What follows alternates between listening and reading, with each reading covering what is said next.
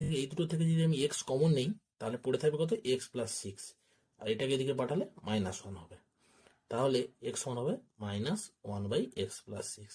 আবার এটাকে এদিকে নিয়ে এলে কত হবে না, এক্স প্লাস এটা হচ্ছে x+6 ইকুয়াল টু 0।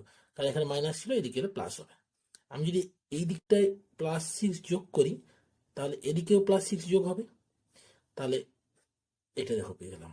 তাহলে x+6 প্লাস 1/x+6 সমান কত পেলাম, 6 পেলাম।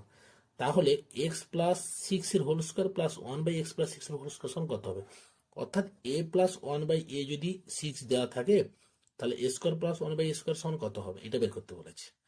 তাহলে এখান থেকে x+6 এর হোল স্কোয়ার প্লাস 1/x+6 এর হোল স্কোয়ার সমান কত হবে না, এটা যদি 6 দেওয়া তাহলে কত হবে, 6² - 2, অর্থাৎ 36 - 2 সমান হচ্ছে 34।